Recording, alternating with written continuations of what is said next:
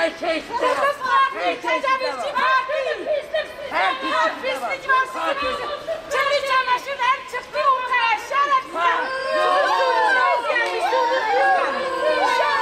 Allah razı olsun. Her zaman yanımızdasınız. Başkanımıza herkese teşekkür ederim. Herkese.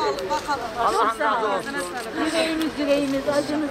Başkanımıza, Süleyman Hanım'la hepsine sağ olsun. Hepsine sağ olsun. Hepsine razı olsun. Teşekkür ediyorum. Ciğerlerime dağılın. Ciğerlerime dağılın.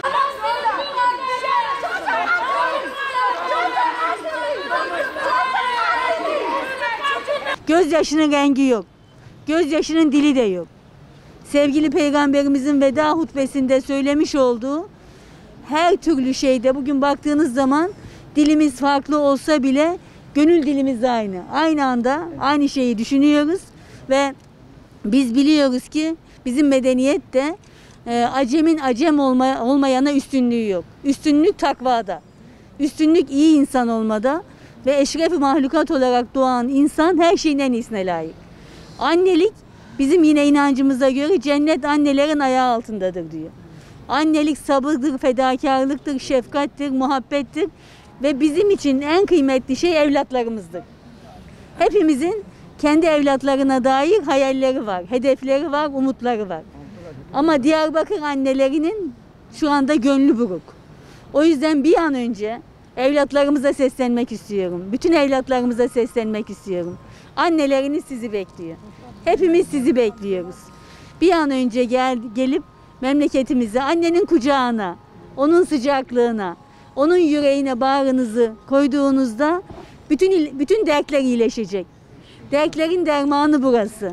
İlaç yürekler, ilaç annenin göğsü ve hiçbir örgüt bu güce dayanamayacak. Hiçbir örgüt bunun karşısında duramayacak. Annenin gücü bütün örgütlerin üstündedir ve annelerle birlikte terörle mücadelede artık son noktaya gelmiştir. Ben Diyarbakır'a geldiğim zaman başka bir Diyarbakır gördüm. Kalkınmasıyla şu anda Diyarbakır şehrinin mahallelerinde dolaştığım zaman bir huzur gördüm, bir sükunet, bir memnuniyet gördüm. Allah'ın izniyle artık biz Diyarbakır'ın dağlarında çocuklarımızla el ele çiçek toplamak istiyoruz. İnşallah. İnşallah. Bunu birlikte başaracağız. Ben annelerimizin gücüne güveniyorum. Onların acısı bizim acımız, onların sevinci bizim sevincimiz.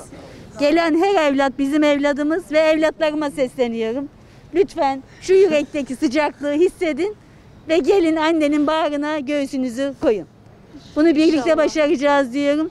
Allah'ın izniyle de sizlere çok teşekkür ediyorum. Yanımızdasınız, basın yanımızda. Annelerin sesi oluyorsunuz, nefesi oluyorsunuz, annelerin hissi oluyorsunuz, kalbi oluyorsunuz.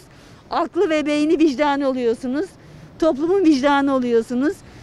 Bunu bütün herkes duysun ve inşallah bu mücadele başarıyla sonuçlanacaktır.